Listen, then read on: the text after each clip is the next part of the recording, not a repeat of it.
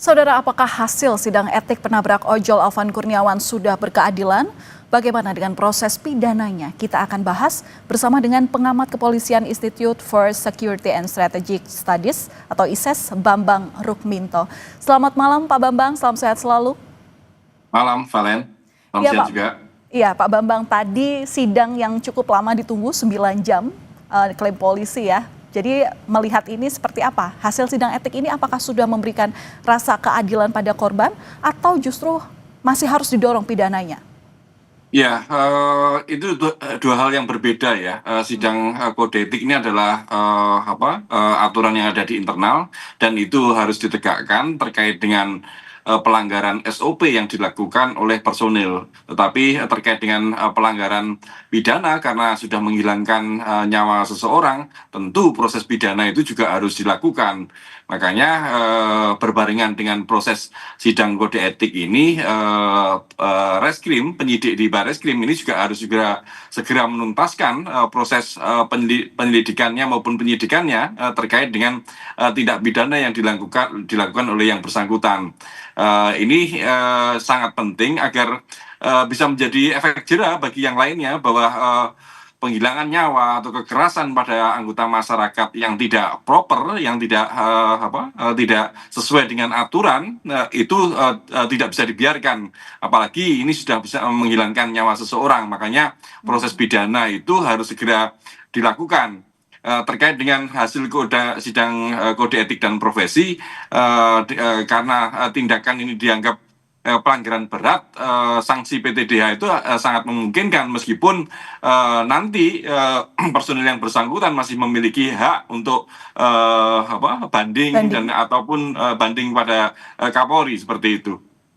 Berarti maksudnya dengan sudah ada keputusan dari sidang etik atau keputusan administratif ini harusnya polisi sudah memiliki bukti yang pas untuk kemudian diserahkan ke pengadilan sipil, pengadilan umum, begitu? Ya, meskipun ini dua hal yang berbeda gitu. Meskipun sidang kode etik itu belum dilakukan, kalaupun itu merupakan tindak pidana, ya bisa langsung saja Bareskrim melakukan penyidikan terkait dengan tindak pidana personil. Penghilangan nyawa seseorang itu faktanya sudah jelas, ada seseorang yang meninggal. Makanya proses pidana itu juga harus bisa dilakukan gitu tanpa menunggu hasil sidang kode etik. Kalau sekarang sidang kode etik sudah selesai, ya proses pidana harus segera dilanjutkan, tidak perlu menunggu waktu lama seperti itu. Oke, Pak Bambang, ini kalau melihat pembelaan yang tadi dilakukan oleh terdakwa begitu ya, ada diksi yang menyebut bahwa dirinya itu hanya menjalankan tugas sesuai perintah komandan. Nah, apakah ini juga harus ada yang bertanggung jawab sebagai pemberi perintah? Ya, selama ini kepolisian seringkali mengabaikan peraturannya sendiri. Di kepolisian itu ada peraturan Kapolri 2 tahun 2022 tentang pengawasan melekat.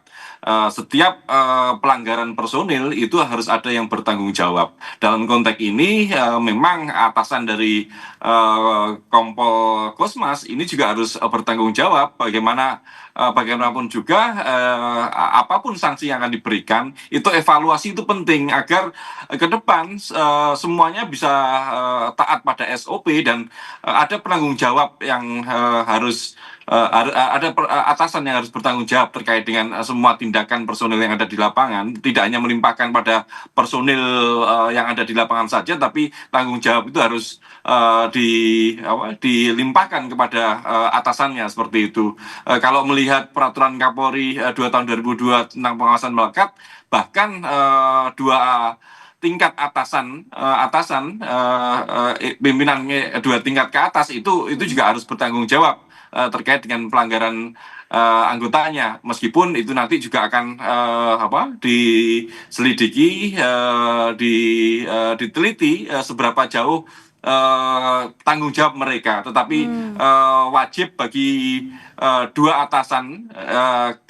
tingkat ke atas ini bertanggung jawab terkait dengan pelanggaran yang dilakukan oleh personil yang ada di lapangan seperti itu. Oke, berarti ada kemungkinan akan ada sidang etik lagi seperti yang tadi Anda sebutkan bahwa ada 2 tingkat pimpinan atau atasan yang juga memang harus dievaluasi. Ya, seharusnya tidak perlu sidang etik ya, tetapi evaluasi itu Bentuknya perlu, seperti apa penting evaluasi yang sekali. dimaksud Pak Bambang? Bisa saja itu berupa teguran, Oke. teguran ataupun sanksi kalau kemudian memang ada pelanggaran yang kuat, ada perintah langsung terkait dengan pelanggaran anggota seperti itu. Tapi itu perlu penyelidikan yang lebih lanjut gitu loh.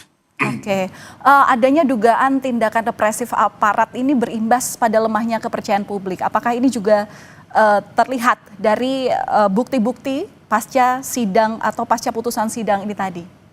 Ya, kekerasan aparat kepada masyarakat, anggota masyarakat yang sedang menyampaikan hak berunjuk rasa ini memang tampak sekali ya. Teknologi media sekarang sudah sangat maju, jadi semua orang bisa menyorot.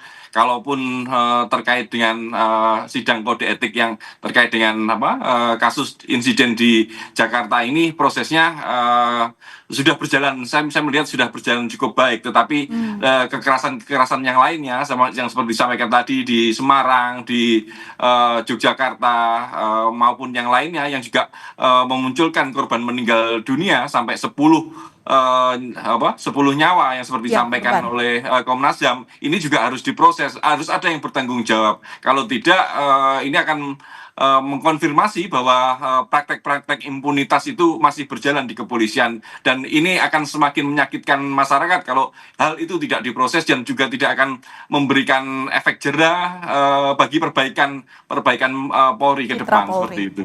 Iya, lantas bagaimana untuk mengembalikan citra Polri itu tadi, Pak Bambang? Ya, kepolisian, divisi Propam harus bekerja keras dalam hal ini.